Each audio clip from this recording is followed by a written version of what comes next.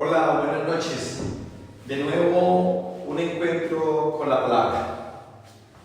En estos tiempos la palabra de Dios nos tiene que ayudar a fortalecernos y nos tiene que ayudar a vivir esta experiencia con mucho sentido.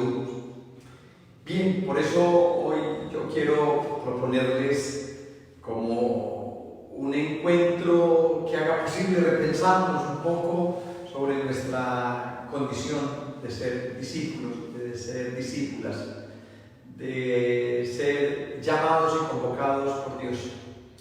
Pero sabemos que hoy la misión no la construimos desde nuestros grupos apostólicos, desde las experiencias que hacemos de vida parroquial. Hoy el llamado es a estar en casa, en familia, y ahí es donde tenemos que vivir esta experiencia de ser convocados y llamados para una misión. Comencemos entonces este espacio. En el nombre del Padre, del Hijo y del Espíritu Santo. Amén. Invoquemos la fuerza y la presencia del Espíritu Santo. Oh Espíritu Santo, te invoco con mucha fe, por el poder que Dios te ha otorgado, implorando tu gracia, me concedas los dones que tú puedes brindar. Asimismo, me selles con tu Santo Espíritu, pues tuyo soy, y anhelo estar siempre cerca de la presencia de Dios. Espíritu Santo, don generoso, concédeme el gozo de la salvación, dame sabiduría y entendimiento, como le diste a Jesús, para que pueda resolver las situaciones o conflictos que la dinámica de la vida misma nos puede presentar y saber discernir entre el bien y el mal. Invoquemos esta presencia del Espíritu para que nos acompañe en este espacio de encuentro con la palabra. Si tienen la Biblia, los invito a que busquemos la Biblia y hagamos este encuentro con la palabra a partir de un texto maravilloso, un texto bellísimo, un texto del Evangelio de Mateo en el capítulo 10. Tenemos ya la Biblia a la mano, ya encontramos el texto, capítulo 10 del Evangelio de Mateo. Ahí es donde encontraremos el texto que nos va a ayudar a reflexionar durante esta noche. Vamos a encontrarnos con un texto que va a abrir uno de los sermones, discursos de Jesús. ¿Sí? Capítulo 10, todo el capítulo 10, ¿sí? El texto que nos ocupa comienza con una nueva sección. Sabemos que el Evangelio de Mateo está construido sobre 5 grandes sermones o discursos, ¿sí? Este es el que se llama el Sermón de la Misión, o también se conoce como el discurso apostólico. Entonces el texto nos va a ayudar como a repensar, ¿sí? Sobre nuestra propia tarea misionera y evangelizadora. Veamos el capítulo 10. Abramos la Biblia en el capítulo 10 del Evangelio de Mateo y tratemos un poco como de ir viendo cómo está configurado este capítulo, ¿sí? Todo el capítulo 10, ¿sí? Nos presenta una gran unidad temática y se va desarrollando de la siguiente manera. Veámoslo. Primero nos vamos a encontrar con una introducción, ¿sí? Y en esa introducción va a aparecer el llamado que Jesús hace de sus discípulos. En el capítulo 10, los versículos del 1 al 5. Esa es una introducción. Después nos vamos a encontrar los elementos que Jesús le va a dar a sus discípulos para realizar la tarea misionera y evangelizadora en medio del pueblo. Capítulo 10, versículos 6 al 15. Bien, después nos vamos a encontrar con la realidad que los discípulos se van a encontrar. Ellos se van a tener que enfrentar a unos desafíos y a unos conflictos que genera la misión. Esto aparece en el capítulo 10, versículos 16 al 24. Y seguidamente nos vamos a encontrar con un bloque interesante que va a hablar sobre el espíritu que debe acompañar al misionero. Capítulo 10, versículos 25 al 33. Y por último, nos vamos a encontrar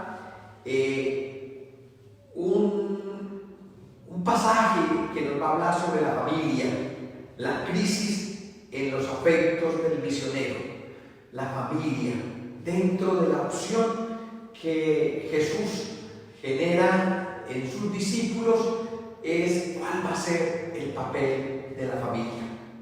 Bien, nosotros en esta noche no vamos a abarcar todo el capítulo 10, porque podría hacerse cada, digámoslo, sección en la que está dividido este capítulo 10, y por tanto podríamos quedarnos reflexionándolo noche tras noche o por un largo periodo, ver estas 5 divisiones que tiene el capítulo 10. Hoy les voy a proponer solo que veamos la primera, que veamos la primera parte, es decir, el llamado que Jesús hace a los discípulos. Todo este gran sermón está cargado de una fuerza formativa muy grande, al estilo de Jesús, como maestro, que va instruyendo a sus discípulos y les va dando lecciones que les permitan ir entendiendo, por un lado, el contenido del Evangelio, el contenido de la predicación, el reino de Dios, pero por otro lado, les va dando herramientas e instrucciones que les permitan acopiar una serie de elementos que después ellos puedan utilizar cuando les toque realizar plenamente la misión. Este capítulo, podríamos decir, se convierte como en un verdadero manual de instrucciones que Jesús le deja a sus discípulos para la tarea misionera.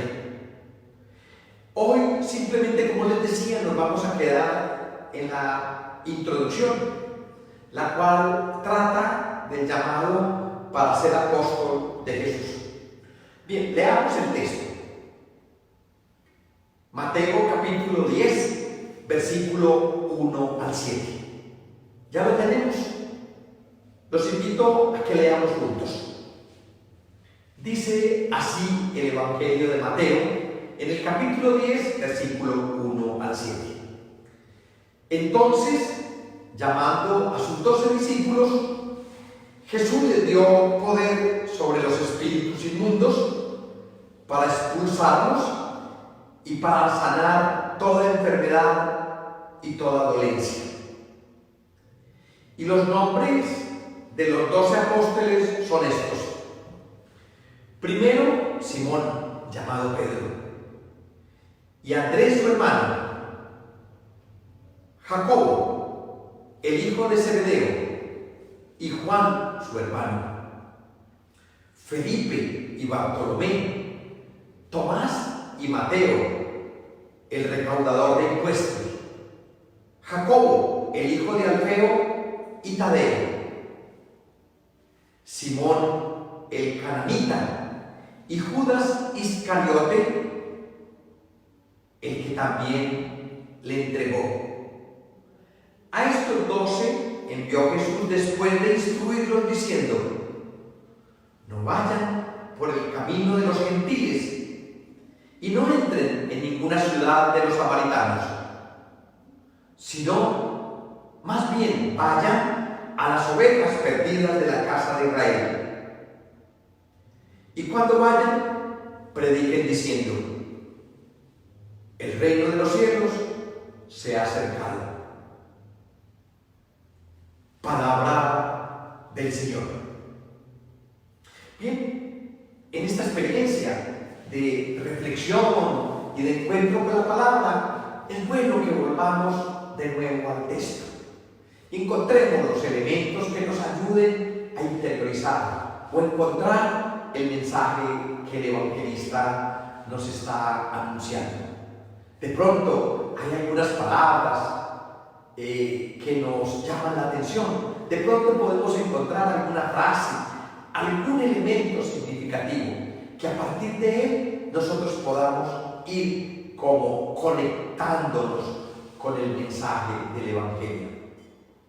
Sé que en este espacio que estamos construyendo puede que no sea muy fácil que podamos interactuar, que podamos ir repitiendo, pero cada uno lo puede hacer allá, desde su casa, en su familia, en su hogar. Podamos ir como encontrando como esas palabras que resuenen, vamos diciéndolas.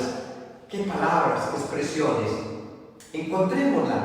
A lo mejor, si tenemos la Biblia y tenemos un papel, un lápiz, podemos ir subrayando o podemos ir sacando aparte en nuestra libreta y poder ir descubriendo también en esa palabra qué es lo que el evangelista me está diciendo.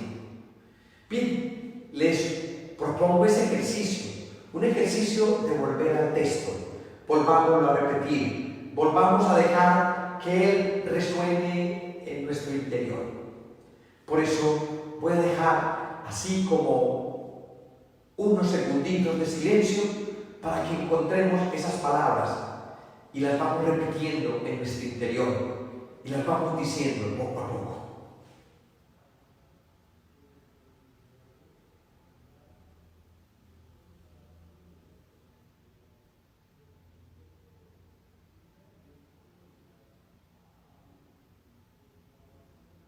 Bien, creo que ya es suficiente. Encontramos el texto. Bien, vamos a detenernos en el texto, vamos a detenernos. Por eso los invito a que tengamos el texto abierto, el texto en la mano, y que él nos pueda ir ayudando a interiorizar un poco como en su contenido. Vamos a observar los siguientes detalles en el texto. El primer detalle es Jesús llama.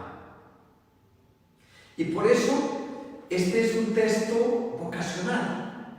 Este es un texto que tiene un gran tinte en el sentido de sentir que Jesús, que es el Maestro, llama a unos discípulos para conformar con ellos un equipo de vida. Una comunidad de vida, una comunidad apostólica, y va a ser muy importante. Veamos en el capítulo 10, el primer versículo, y dice: Jesús llama por segunda vez a algunos de sus discípulos para constituirlos en sus apóstoles, es decir, sus enviados para continuar su obra en el mundo. La misión parte de una llamada. Y es importante porque Jesús es el que elige, Jesús es el que llama, Jesús es el que convoca a sus discípulos, ¿sí? Y en este sentido lo hace de manera muy distinta al estilo del mundo rabínico de su tiempo. Eran los discípulos los que buscaban al maestro, al rabino. Ellos eran los que se inscribían en sus escuelas. Aquí Jesús hace lo contrario. No es el discípulo el que busca al maestro. Es el Maestro el que convoca y llama a sus discípulos. Este llamado es muy importante, es un llamado para estar con Él. Es un llamado para constituir un estilo de vida en común. Es un llamado para permanecer al lado de Jesús. Por eso, la misión del discípulo va a comenzar con una llamada. Dios, a través de su Hijo Jesús, nos va llamando. Y nos va a llamar a una misión, a una tarea. Y por eso ahora, en este espacio, podemos ir pensando a qué tarea me llamó Dios en la vida. ¿Cuál es la misión que Él puso en mis manos?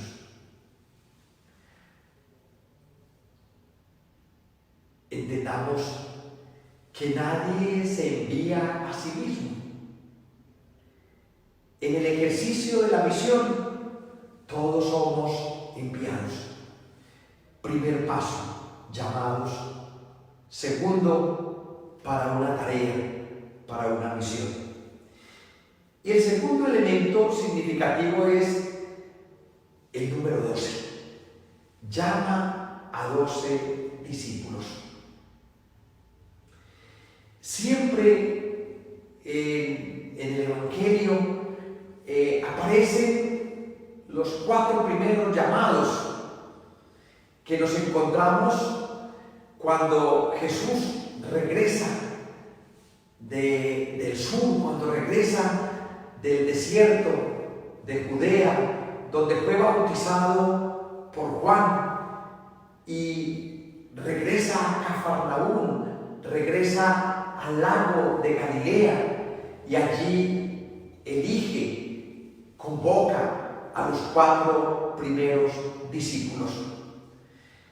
Podríamos ir en el texto al mismo Evangelio de Mateo, y en el capítulo 4, versículos 18 al 22, nos vamos a encontrar esa primera elección, el primer llamado que Jesús hace a esos 4 primeros discípulos. Esta vez se constituye la cifra significativa en el mundo bíblico: 12. Por tanto, este es un número simbólico. 12 fueron las tribus de Israel, y en ellas se configuró el pueblo de Dios, el antiguo pueblo de Israel. Y por tanto, 12 va a significar pueblo, y con una connotación importante: un pueblo elegido y escogido por Dios, un pueblo que se organiza, un pueblo que construye un proyecto, ser el pueblo de Dios. Por eso el número es muy significativo. Va a aparecer de nuevo en el Nuevo Testamento, y aparece ya con la connotación de esta pequeña comunidad discipular conformada por 12. Y ellos son la representación del nuevo pueblo de Dios. Ellos son la representación del nuevo Israel. Ellos son esa figura significativa desde donde se va a construir el nuevo proyecto de Dios, el reino de Dios. Pero bueno, este número aparece varias veces en el Nuevo Testamento. También nos lo vamos a encontrar en el pasaje de la multiplicación de los panes y de los peces. Cuando toda la multitud quedó saciada, nos dice el relato que se recogieron 12 canastos llenos de las sobras de los panes y de los peces. Y después, al final del Nuevo Testamento, en el libro del Apocalipsis, nos vamos a encontrar en esa figura maravillosa de la Nueva Jerusalén, que estará construida sobre 12 columnas, y que en las 12 columnas está el nombre de cada uno de los discípulos de Jesús. Por tanto, el número 12 nos va a recordar desde donde se fue construyendo y haciendo realidad el proyecto de Dios en la historia. En el Antiguo Testamento, las 12 tribus. Y por lo tanto, la evocación de este número en el Nuevo Testamento es la formación de una nueva comunidad, en una nueva alianza, en un nuevo proyecto, en una nueva manera de ser pueblo de Dios. Mateo nos habla expresamente de 12 apóstoles. Y recordemos que nos hace referencia al pueblo, y a un pueblo con un proyecto, no un pueblo desorganizado, no un pueblo donde todos y cada uno van por su lado. Esta referencia es muy significativa porque va a dar razón y sentido a la configuración de una comunidad discipular que es el símbolo de un pueblo que está comprometido, de un pueblo que tiene un proyecto, de un pueblo que tiene a Dios como el horizonte de sus vidas. Por eso es importante que entendamos la referencia que Mateo nos hace al decir que constituyó 12 apóstoles, con esa referencia profunda de que este número significa al pueblo de Dios, y que este nuevo pueblo de Dios está en referencia absoluta con la experiencia del antiguo pueblo de Israel. Bien, el número nos va a representar un gran contenido, el sentido de que los discípulos de Jesús son la representación de este proyecto que Dios quiere constituir en medio de su pueblo. Bien, y lo que sigue es bien interesante, porque los 12 apóstoles o discípulos no son anónimos. Cada uno aparece con sus nombres propios. Por eso, miremos el texto, capítulo 10 de Mateo, versículos 2, 3 y 4. Allí va a aparecer la lista. Algunos de ellos con el nombre, pero también con algún apelativo o con alguna referencia que nos va a permitir ubicarlos en un pueblo, en una condición, en una tarea. Son datos adicionales que nos está ofreciendo el Evangelio de Mateo. Un elemento significativo es el cambio de nombre de Simón por Pedro. Otro elemento es el hecho que Santiago y Juan sean hermanos, que Mateo sea publicano y que Simón sea cananeo. Bien, todos estos elementos tienen una razón de ser en esta lista. No son detalles así superfluos o sin ningún significado. También nos dicen que Judas provenga de un pueblo desconocido, que se llamaba Cariote. Por eso Iscariote quiere decir hombre de Cariote, y que además sea el mismo que entregó al Maestro. Bien, todos estos detalles nos permiten profundizar sobre este equipo que Jesús fue armando y constituyendo como sus discípulos para instruirlos, para enseñarles, para comunicarles el contenido del reino de Dios. Bien, la mención de los nombres nos ayuda a comprender que todo apóstol tiene una identidad propia y una historia que Jesús valora y pone en función de la misión. Los llamó a cada uno por su nombre, y el nombre con él su propia historia, su propia vida, con sus detalles, con sus más y con sus menos. Jesús eligió a un grupo muy heterogéneo de discípulos. No buscó ni a los más sabios, ni a los más inteligentes, ni a los más ricos, ni a los que tuvieran más poder o más prestigio.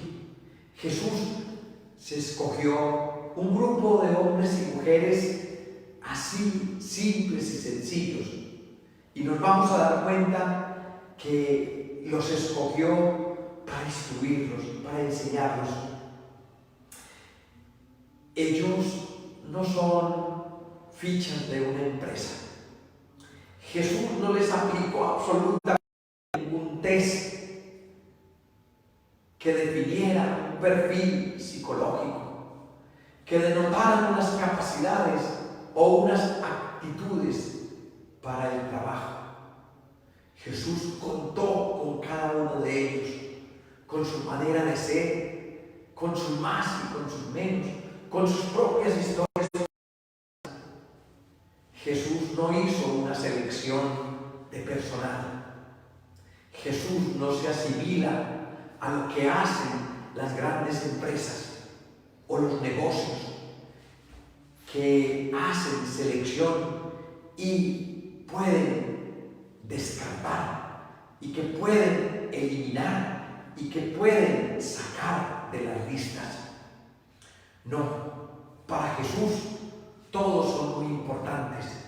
Para Jesús todos tienen un valor. Para Jesús todos tienen una capacidad. Y cada uno tiene esos dones y carismas que hay que poner al servicio de la misión. A nosotros nos pasa que muchas veces nos sentimos descartados. Muchas veces nos dicen, usted no puede, usted no tiene capacidades, usted no sabe hablar, usted no se sabe expresar, usted no se sabe poner delante de un público. Y muchas veces nosotros nos creemos en todas esas cosas que nos dicen. Y por eso nos dejamos anular, o nos dejamos arrinconar, o guardamos esa riqueza que Dios ha puesto en nuestras manos y que Él nos invita a que la pongamos al servicio de los demás. Ellos todos son personas reconocibles por su nombre, por su ambiente, por una relación estrecha con una familia. Ellos se conocen y saben quiénes son. Y por tanto, desde su propia historia y desde sus propias vidas, Jesús descubre en cada uno de ellos un gran potencial que hay que poner al servicio de la misión. Por todo esto, el apóstol nunca dejará de ser discípulo, siempre en proceso de maduración en la escuela de Jesús.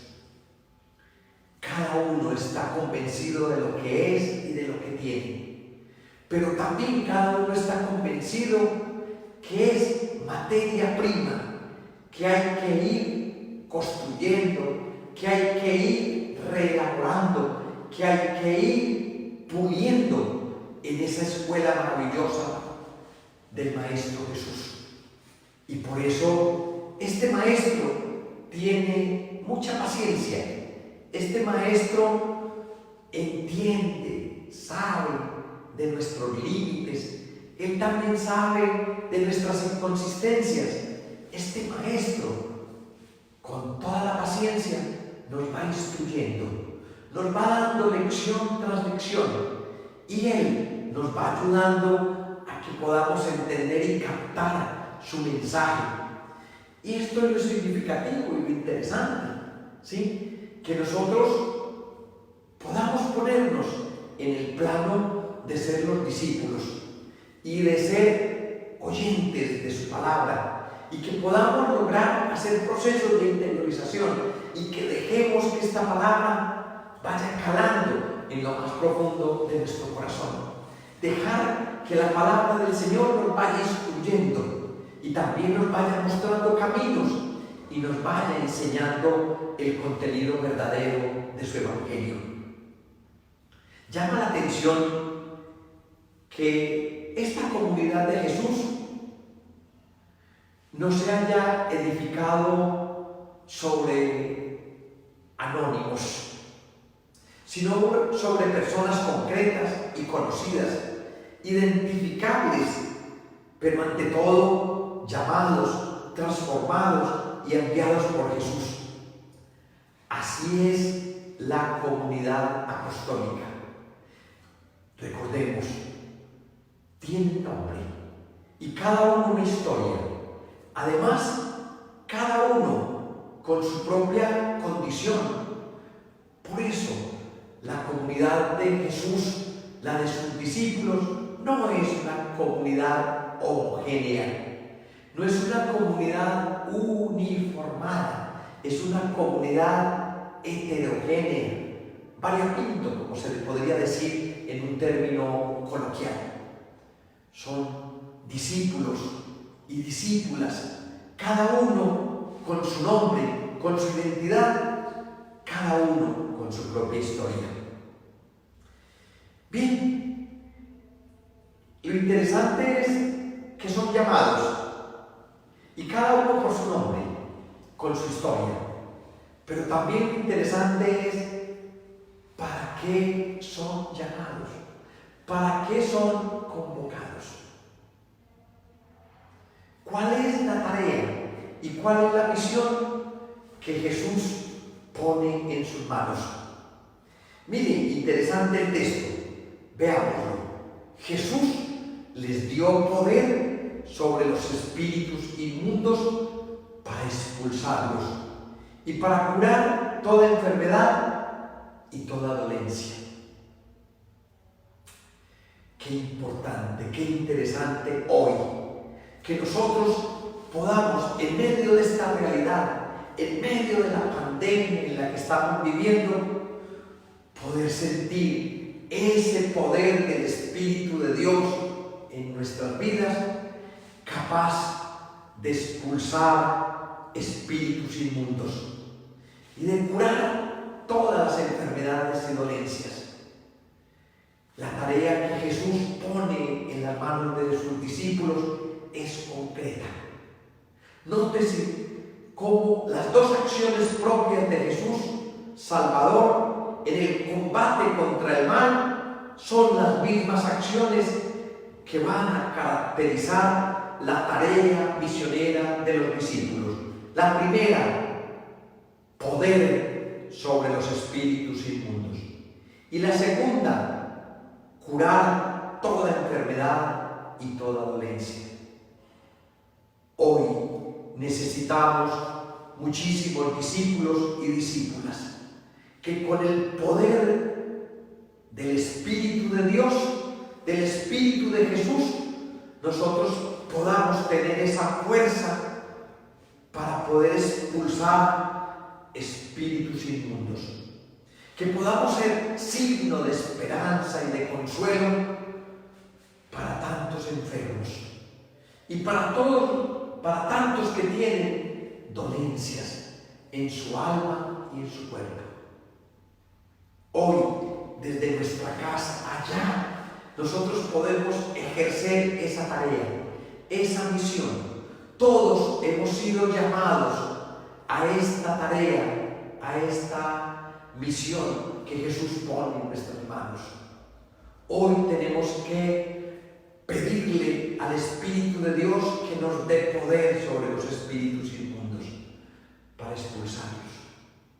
Que Dios nos dé el poder de curar toda enfermedad y de toda dolencia.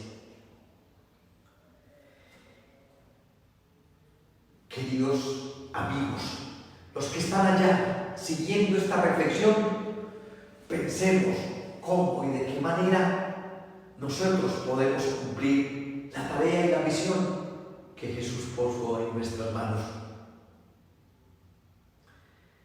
Recordemos que la tarea es en función del reino y que hoy el reino lo tenemos que construir en nuestra casa, en nuestro hogar. Ese reino lo tenemos que fortalecer en nuestra pequeña iglesia doméstica, allí donde nos encontramos todos.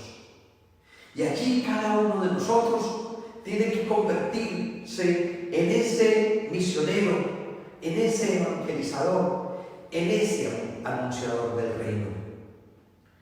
Los mismos discípulos que han aprendido las bienaventuranzas del reino, cuyo proyecto de vida consiste en buscar primero su reino y su justicia, que por la obediencia a la palabra de Jesús se esfuerzan por entrar en el reino de los cielos, son ahora los proclamadores del anuncio que transformó primero sus vidas y que ahora ellos son enviados a proclamar el reino de los cielos que está cerca.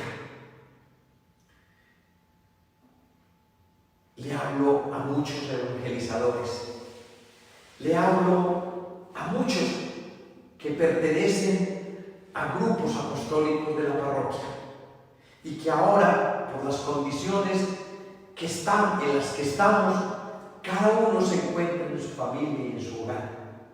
Aquí es donde cada uno de nosotros tiene que sacar lo mejor de esta tarea, de esta misión a la que hemos sido llamados. Si animamos grupos apostólicos, si tenemos una tarea misionera y evangelizadora en nuestra parroquia y en nuestro municipio, ahora con mayor razón tenemos que sacar a flote esa casta de misioneros, esa casta de evangelizadores, y ahora nosotros tenemos que convertirnos en verdaderos anunciadores del reino. Jesús coloca en las manos de sus discípulos la fuerza transformadora del reino. Qué tremenda responsabilidad dejó Jesús en las manos de sus discípulos y que nosotros hemos recibido por sucesión apostólica. Nosotros todos, especialmente los sacerdotes, los misioneros, las misioneras, los religiosos, las religiosas, todos los que hemos sido consagrados, los que hemos recibido el ministerio, muchos ministerio ordenado y otros ministerios laicales, todos estamos llamados a asumir esta tremenda responsabilidad que Jesús colocó en nuestras manos. La tarea de ser agentes que alivian, agentes que sanan, agentes de evangelización que van confortando a nuestros hermanos. Y hoy, con mayor razón, estamos llamados a confortar, a sanar tantas dolencias, no solo de la salud física, sino también de la salud espiritual. Hoy también muchísimos hermanos están viviendo situaciones muy complicadas, con muchísimas carencias económicas. Cada vez se va acentuando más y más el de no estar abastecidos. Estamos desabastecidos de los elementos que necesitamos en casa para poder sacar adelante esta situación tan difícil. Recordemos, Jesús le da instrucciones a los discípulos para ejercer la tarea, la misión. Encontremos nosotros también allá en casa cuáles serán esas formas y esa manera concreta con que nosotros podamos ejercer ahora nuestra misión.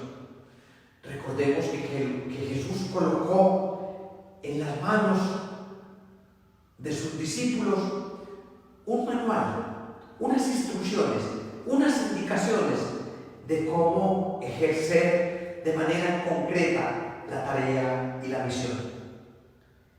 Mateo anota solamente: a estos 12 envió Jesús después de darles estas instrucciones. Recordemos que no los envía así, sin ningún elemento, no los envía sin herramientas, no los envía así, digámosle, sin ningún elemento significativo desde donde ellos puedan ejercer su tarea misionera y evangelizadora.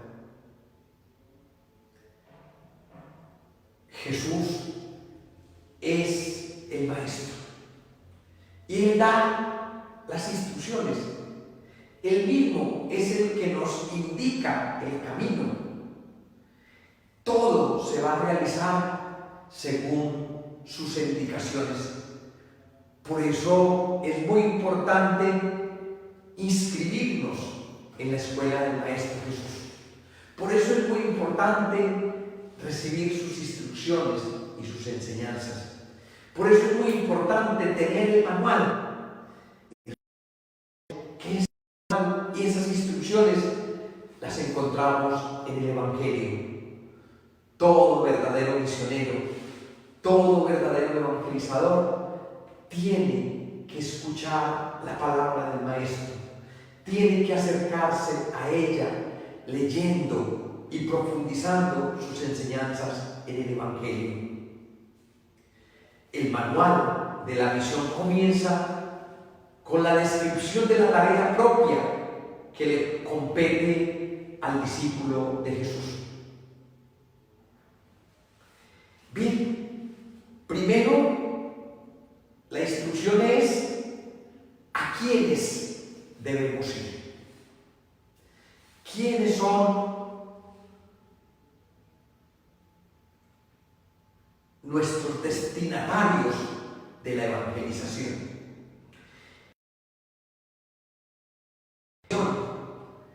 Este es un evangelio escrito para una comunidad judeocristiana y entendemos que ellos, los judíos, se creían y se consideraban el único pueblo de Dios, el pueblo escogido, y por tanto sentían que la tarea de Dios era exclusiva con ellos, que no habían otros pueblos, que ellos solos eran objeto del amor y de la misericordia de Dios.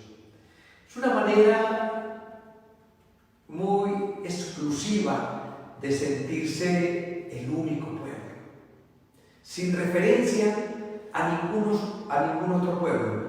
Por eso la tarea misionera comienza con un marco geográfico y espiritual. Jesús les dice: vayan en busca de las ovejas perdidas de la casa de Israel. Capítulo 10, versículo 6. La ruta está bien definida. Jesús establece con precisión quiénes son los destinatarios de la misión. Y les dice por dónde es que hay que caminar. ¿Cuál es la ruta de la evangelización? Y les dice con precisión: no tomen camino de gentiles, ni entren en ciudad de samaritanos. Esta apertura solo se dará después de la muerte y resurrección de Jesús, cuando haga el envío universal. Lo entendemos y lo comprendemos en el marco del Evangelio de Mateo, que inicialmente ellos comprendían y entendían que la misión que Jesús había puesto en sus manos era exclusiva para los judeocristianos. Pero después, al final del Evangelio, allá en el capítulo 28, en el versículo 19, esta experiencia misionera que estaba cerrada y exclusiva solo para las ovejas perdidas de Israel, se va a abrir en un nuevo panorama. Y esta tarea se va a convertir en una tarea universal, cuando Jesús les dice: Vayan pues y hagan discípulos a todas las gentes. Y de esta manera el Evangelio se vuelve en una tarea universal, no solo exclusiva para el pueblo de Israel. Se va a volver una tarea que debe ser anunciada y comunicada a todos los pueblos de la tierra. Por eso, la misión de Jesús, puesta en manos de los discípulos, tiene que romper todas las fronteras de Israel, y tiene que oírse su eco en todos los rincones de la tierra. De esta manera, el Evangelio se fue propagando y muchísimos discípulos se fueron apersonando y asumiendo el encargo que Jesús puso en los primeros discípulos y que ellos fueron entregando a otros discípulos, y así sucesivamente hasta nuestros días. Esta tarea se ha ido delegando, se ha ido colocando en las manos de muchísimos misioneros que a lo largo y ancho del mundo han hecho resonar el Evangelio de Jesús. Bien, si el primer objetivo era geográfico, ahora veamos que el Evangelio de Jesús, la tarea misionera, tiene un contenido. Les invita a que anuncien a todos los pueblos y a que les proclamen que el reino de Dios está cerca y que este reino de Dios se hizo presente en Jesús. Él es esa cercanía. En Jesús acontece, en Jesús se hace presente el proyecto de Dios, su palabra, y también sus acciones son el contenido propio de este reino que ya está construido en plenitud. El anuncio de la cercanía del reino, con pocas palabras y muchos signos transformadores, no es otro que el de la venida de Jesús, quien con su poder, tocando al hombre en el fondo de su miseria, hace presente la voluntad misericordiosa de Dios, que sana, perdona y trae la paz. Amigos, los que me escuchan, los que siguen este espacio, entendamos que cada uno de nosotros está llamado a anunciar este Evangelio y a hacer presente con el anuncio el reino de Dios, el proyecto de Jesús. Por eso, primero tenemos que asumir una experiencia personal de conversión y de cambio. Cada uno de nosotros nos tenemos que convertir en experiencia fehaciente del acontecer del reino en mi vida, y transformados por él podamos salir a anunciar al mundo esta buena noticia. Esta palabra de Jesús es palabra que sana, es palabra que reconstruye. Por eso hoy es muy importante que nosotros vivamos esta experiencia maravillosa, que podamos sentir la presencia de Jesús, que nos va ayudando a vivir experiencias de cambio y de transformación en la vida. Lo que el apóstol, lo que el discípulo tiene que decir es poco. No se necesitan muchos discursos. En cambio, sí se necesitan grandes acciones. Recordemos que más transforma y cambia la actitud, nuestras acciones, que los discursos y las palabras. Por eso el discípulo tiene que convertir cada día de su historia y de su vida en una página viva del Evangelio. Curen enfermos, resuciten muertos, expulsen los demonios. Son tareas concretas, acciones concretas que Jesús deja como legado a sus discípulos.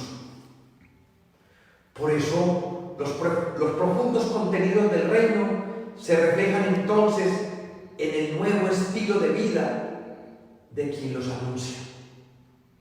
Tenemos que predicar y anunciar la palabra con el testimonio de la propia vida. Los discursos ya no arrastran, los discursos ya no convencen, los discursos se pueden llenar de palabras que se lleva el viento. Solo lo significativo es el testimonio de la propia vida. Bien, entendamos entonces ahora cuáles son las características que deben identificar al verdadero misionero, al discípulo, al apóstol de Jesús. Y bien, la primera característica tiene que ver con el corazón. Lo debes distinguir un corazón lleno de ternura. Y sobre todo, de ternura con el necesitado. De ternura con el que sufre, con los enfermos, con los pobres, con los leprosos, con los endemoniados. Esta es la verdadera tarea del discípulo: sanar, reconstruir, levantar, aliviar tantas dolencias. Por eso les dio poder sobre los espíritus inmundos para expulsarlos. Por eso les dio el poder de sanar a los enfermos. Esta característica tiene que ser muy importante en la vida del discípulo de Jesús. Todos estos milagros que acabamos de enunciar suponen una apropiación del Evangelio, impregnándonos de la compasión de Jesús con todos los que sufren en la tierra.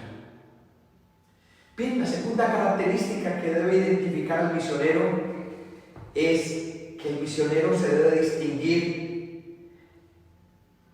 porque está concentrado en lo esencial. No anda haciendo 1000 cosas. Tiene que concretarse, tiene que centrarse en su tarea misionera. El verdadero discípulo debe centrar toda su vida en el anuncio de la palabra de Jesús y en la construcción de su reino. Esto lo tiene que hacer de manera eficaz, en medio de la gente, abriéndose a los pobres, compartiendo con ellos y construyendo con ellos pequeñas comunidades cristianas. Por eso, el misionero tiene que tener un estilo de vida, tiene que tener una manera que lo pueda identificar. El misionero tiene que ser un modelo, un ejemplo. El misionero tiene que exhibir austeridad en su vestido, en su alimentación, en sus recursos económicos. Por eso, la característica fundamental es la simplicidad y la sencillez. Nos tenemos que identificar con Jesús. Todo eso como expresión tangible de la opción prioritaria por el reino. Con todo, dice el Evangelio que el misionero tiene derecho a su alimento. Los misioneros necesitan de sus comunidades, que los acojan, que los reciban, pero también que la comunidad pueda prodigar todas sus necesidades, que la comunidad le pueda ayudar en su sostenimiento y que pueda con esa solidaridad hacer posible que la característica que nos propone el Evangelio de Mateo es que el misionero se debe distinguir por sus relaciones interpersonales. Un buen misionero es el que establece buenas relaciones de comunicación comunicación con sus hermanos. El que es afable, el que tiene una sonrisa en sus labios, el que tiene la capacidad de acoger, el que escucha, el que tiene tiempo para poder salir al encuentro de su hermano. Es aquel que con su alegría contagia y con su vida es capaz de construir el reino de Dios. Cuarta característica: el misionero se debe distinguir por su disponibilidad, por la capacidad de salir al encuentro del otro, de no estar encerrado en su propio mundo y en sus propias necesidades. El verdadero misionero es aquel que sale al otro, que sale al encuentro del otro, que sale y encuentra en el otro esa posibilidad de anunciar el Evangelio. Y la última característica que debe identificar al misionero es la capacidad de soportar la oposición y el rechazo. Es signo de contradicción. Y ciertamente el estilo de Jesús y su Evangelio genera muchísimas confrontaciones. Por eso, el verdadero misionero tiene que enfrentar realidades adversas, tiene que enfrentar situaciones difíciles, también tiene que asumir las contradicciones y también las calumnias y las persecuciones. Por eso, este verdadero misionero, discípulo, apóstol de Jesús, todos y cada uno de nosotros que hemos sido llamados, tenemos que entender que es Jesús el que obra en nosotros. Él es el que nos acompaña y nos ayuda para la misión. Queridos amigos, entendamos que cada uno de nosotros está llamado, y hoy está llamado de manera muy especial, a que en su casa y en su familia pueda asumir esta tarea de ser llamado y convocado por Jesús para ejercer una tarea y una misión. Sintamos hoy esa presencia de Jesús que nos convoca y que nos llama para construir una misión. Sintamos que hoy Él nos llamó por nuestro propio nombre y que nos invitó a ser parte de esta comunidad de discípulos, y que además puso en nosotros una tarea de anunciar su palabra y de construir su Evangelio. Que el Señor haga posible en nuestra casa, en nuestra familia y en nuestro hogar, en esta pequeña iglesia doméstica, que podamos nosotros ejercer la tarea misionera que Jesús puso en nuestras manos. Gracias por estar con nosotros. Gracias por compartir esta palabra, y los invito a que durante todo este tiempo nosotros podamos cumplir la tarea que el Señor puso en nuestras manos. Una feliz noche. Que el Señor los bendiga a todos. En el nombre del Padre, del Hijo y del Espíritu Santo. Amén.